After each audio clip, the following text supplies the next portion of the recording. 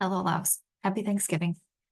It is 3:04 on Thanksgiving Day, and we have a pretty chill day. I usually host, and given the circumstances, nobody wanted me to take on that responsibility this year. So we continue to wait for Miss Elsie to arrive. Ben thinks that's going to happen tonight. I have a feeling it's going to happen Saturday, but we'll see. I really don't want to go to my doctor's appointment tomorrow, so it'd be really cool if things started happening before I had to do that. Um, but yeah, we're supposed to go out to eat with my mom and my brother, my grandparents later, which will be weird because we've never gone out to eat, but it's also kind of like I have to do nothing. Um, so it's weird, but it makes me think back to all the times when I complained about having to go somewhere and having to be at multiple family parties, and now that is so not the case.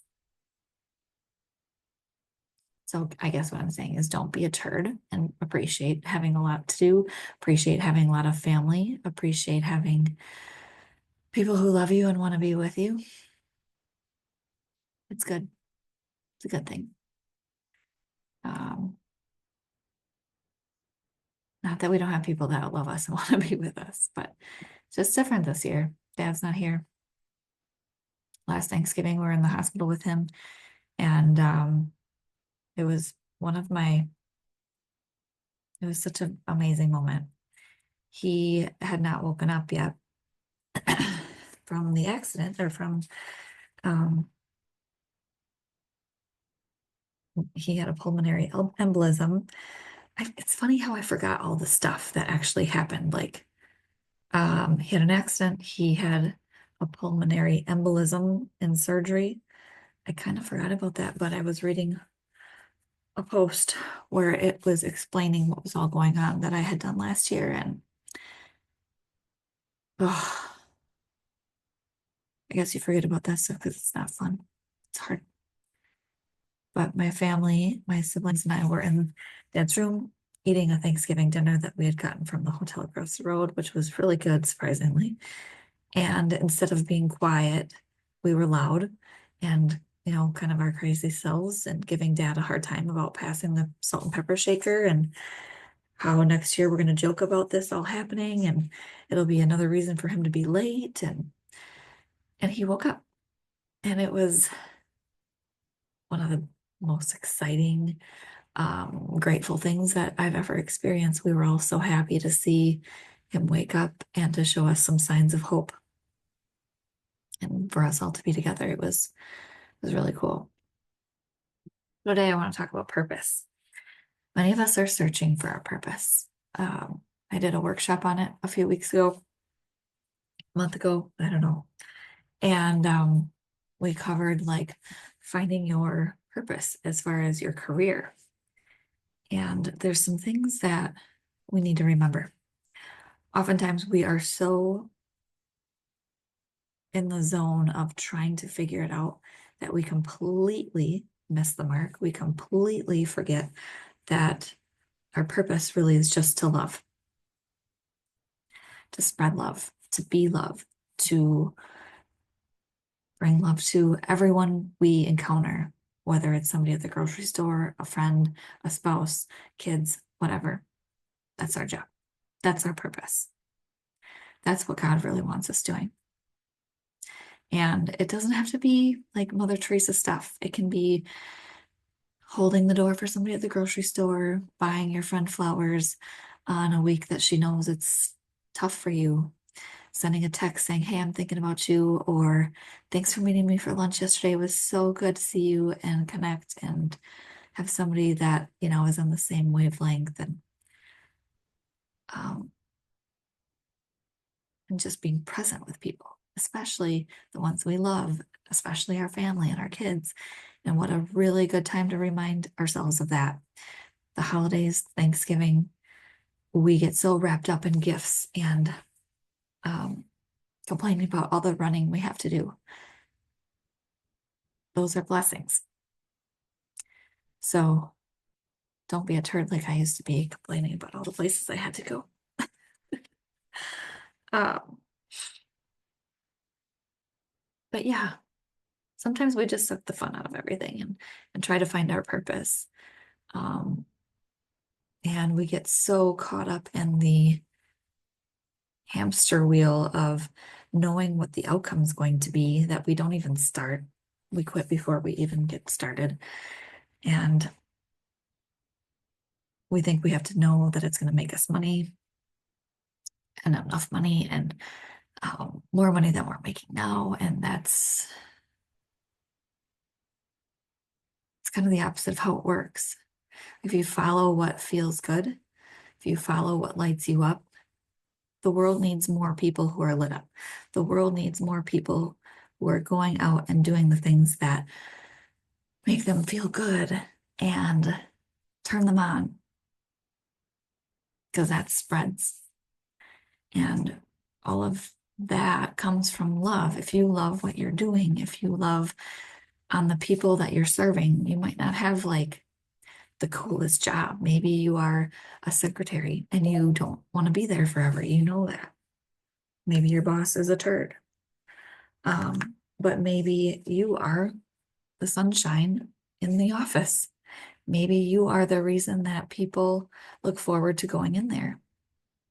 Maybe you are the person that is like the listening ear and everybody trusts and confides in and can unload on because they know that you care. And that purpose could lead to something amazing. It could lead to a friendship.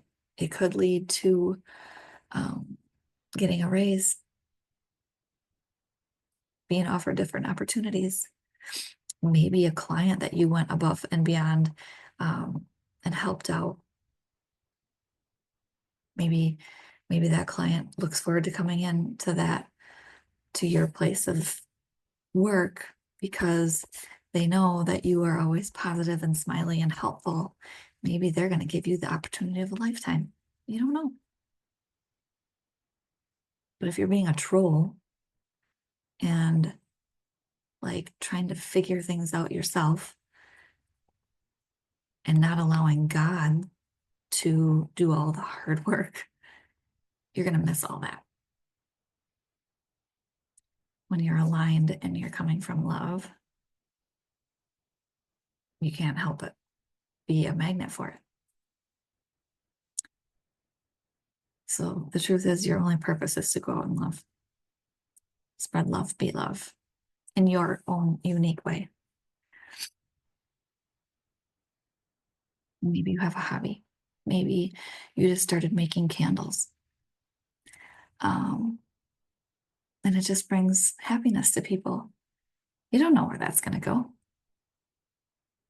You don't need to know that it's going to make millions of dollars and you're going to be able to quit your job on this date and that date, and then you're going to have insurance lined up and blah, blah, blah, blah, blah. You don't need that.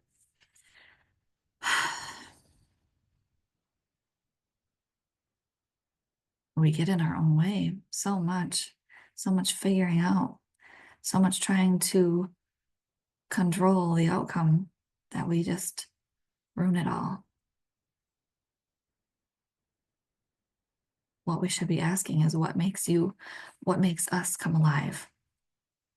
Us as an individual, what makes me come alive? And then we should go and do that. There's a quote.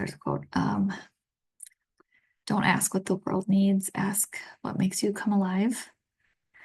Because we need more people who are alive. I know I want to be around those people more than the trolls, right? Those people inspire me to do things. Those people brighten my day. They give me faith in humanity. Oh. And you might be someone's highlight of their hour, their day, their week, their month. You don't know. So just help one person every day. Remember hope, HOPE, help one person every day.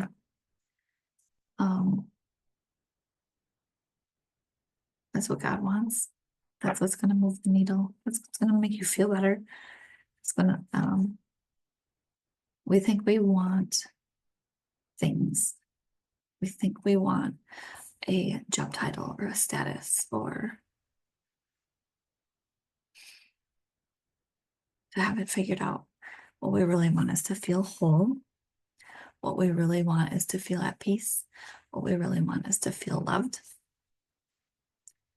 And you get that by taking actions of love.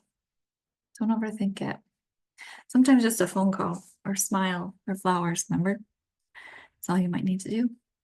And asking God every day, especially in meditation, like meditation is a great time to connect. Ask God, what would you have me do? Where would you have me go? Hey, God, I'm available. Then all those things that you really want are going to show up because you're a match for it.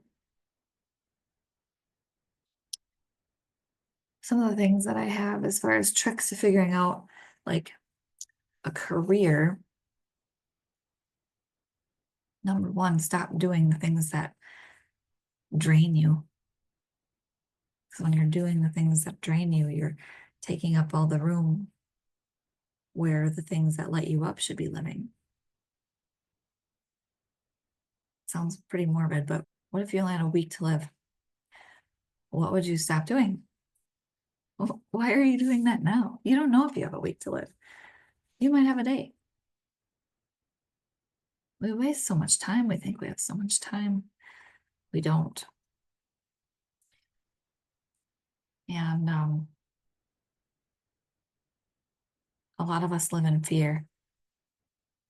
You know, fear of being seen, fear of taking risks. When we move out of love instead of fear, that's when we are rewarded. Love is to fear as light is to darkness. I just love that quote. It's in a Marianne Williamson book that I'm listening to right now. And if you haven't paid any attention to her, oh my God. She's incredible. A Return to Love, I've read twice, physical copy. And right now I'm listening to Spiritual and Financial Abundance. So good. It's recordings of her lectures, and she's funny. She's easy to listen to, and all of it just really hits home. But yeah, this quote is from that. Love is to fear as light is to darkness. You wouldn't take a baseball bat to combat darkness. Like if I shut all the lights off, no, you'd turn the light on. So instead of living in fear, turn the love on. Shed love on it. Then the fear loses its power, just like the darkness loses its power when you turn the light switch on. And anytime you're experiencing fear, it's because you're not trusting in God. It's because you're not living in flow, living in surrender. You're relying on your own strength. And I think at some point you have to recognize that we really don't have any control. As much as we worry about something, as much as we worry about an outcome happening, can we change it? Hell no. I'm not saying lay back and do nothing. Take aligned action, but move from love. And surrender to God's plan. Stop relying on your own strength. They're not that strong. And really, each day you have only two choices, fear or love. I know it sounds easier and fun, more fun to me. But the fear cycle is real. And it's definitely something that's programmed deep into our core. Don't take risks. No, take the safe job. Make the decision that looks good on paper. What are you doing?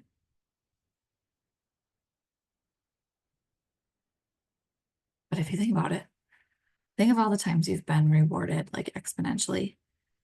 Were those decisions made on fear or love? Nobody would get married if people based their decisions on fear. You make those decisions from love. Start doing that more with other areas of your life. And the more we focus our thoughts, our attention on the positive outcomes, the loving thoughts, the anti-fear, the more our brain looks for that proof, and thus we rewire our brain. Its neuroplasticity allows for that. Isn't that awesome? Like you can literally change everything by choosing different thoughts. You still notice them. You still notice the negativity. You still notice the fear. It's going to come up. We're human, but we have choice. Where did I read? The difference between man and angels is that we have free will. We get to choose fear or love. We get to choose what to do with our lives. So start feeding your brain the positive thoughts, positive feelings. Notice when you have those shitty ones and just let them go. Let them pass by. They're not serving you. You don't need to relive the past. You don't need to keep telling yourself that story that's keeping you stuck. So, happy Thanksgiving. I hope you're having a wonderful time with your family. I hope you're eating pumpkin pie. I really am dying for some pumpkin pie. I think I have everything to make it. So I might go do that. All right. Remember, help one person every day. Give yourself some positive thoughts. Just notice the shitty ones and let them go. Like Elsa, let it go. I'm not gonna sing. Okay. I love you guys.